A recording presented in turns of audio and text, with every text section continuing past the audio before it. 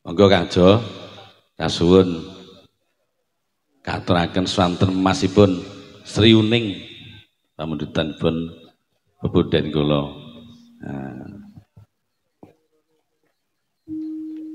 Jan pancene nek kula beji iki duwe bendha iki yoga sampai keturah-keturah kok Mas. Mboten maiben Kang. Pancen kula iki ambak ngoten, awak gember krungu swaraning gamelan iki tenan cekekal akas. Jenenge seniman kedah Tanpa ngangge obat. Jadi mayar. Wedakno wae yang ambak ming sak gamelan iki tilarane para romuhun kok lek ora awake dhewe sing nguri-uri wedakne ya sapa. Nggih, mila leres kedah dipelestatunake kanthi dipun gegulangaken dumateng para putra ingkang nembe pawiyatan ing SD, SMP ngaten nika. Jane niku anu Kang Jo. Janto pandemi kula kinten kok pomo diterusne legi gladen krawitan mboten dados menapa. Insyaallah mboten dados menapa. Lah wong krawitan niku napa enten yoga niku mepet kancane mboten enten. Nggih to jane lho. Upami dipun laksanakaken. Neng ngeten lho Mas, jenenge kula lan panjenengan niki sak derma titah swantah iki eneng ana atasane dadi arep dikaya ngapa ya taat karo aturaning pamarentah. Kedahipun ngaten. Masyarakat yang sae kan nggih tetep nuhuni. Nggih. Ora ketang karo rada brebes mili. Lah terak lakon kaya ngene insyaallah ya tenan, sandang pangan ya rada suda. Ning ora apa-apa, sing penting waras. Iya. Ayo, ki gending apa Mas? Sri Uning.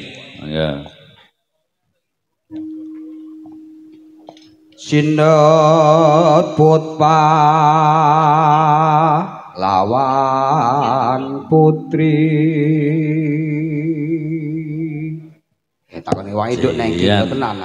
Ngene iki terus udan biasane. Wong ana nduk mak iki suarane rada serak. Srihuning mustika tuban.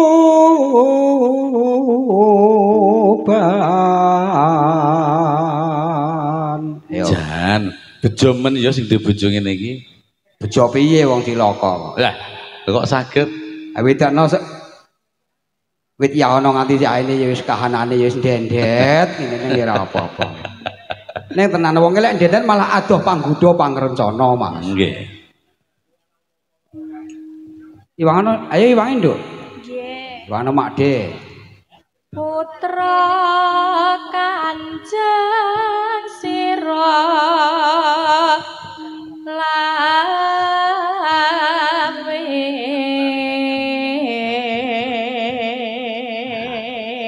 iki ya calon presiden Jawa Timur sing Jayeng Bawono. Jelas niku Kang Jo. Putrane sinten? Dipek tenanku ya getun. Putrane bundenku iki ben cilikane sing ngomong ya aku nakal ora jamak jebul saiki ya jan kemoto. Niku napa sing jenengan pundak terus guyu ini kok? Kandhane kok ya mbiyen. Ning ora apa-apa. Saiki wis jan wis suarane wis lekas mapan. Sawise sekolah nang SMKI. Yo, terusne nduk. Nggih.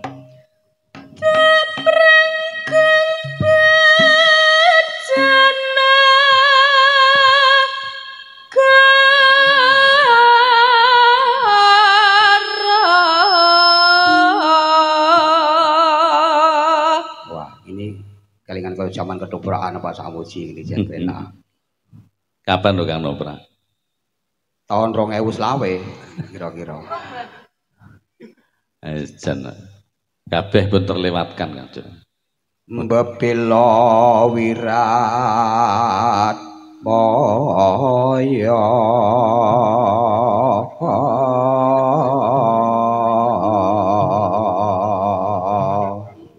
ayo Ger. Tan murong Sri Uning gugur.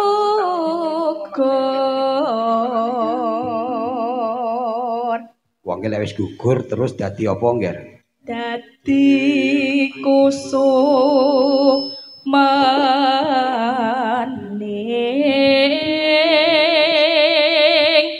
bangsa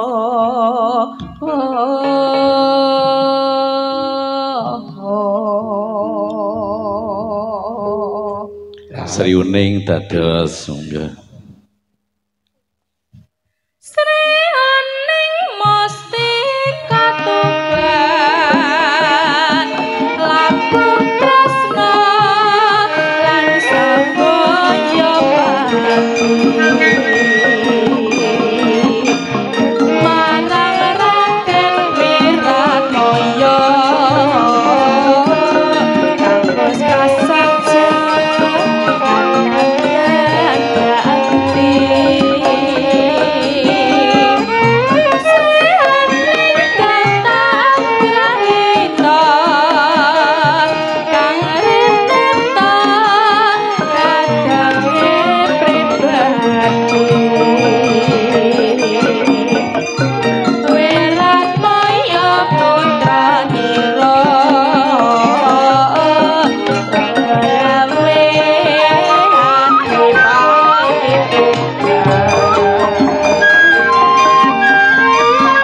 Sri Uning putrane nganti Wangsapati nalika nengoni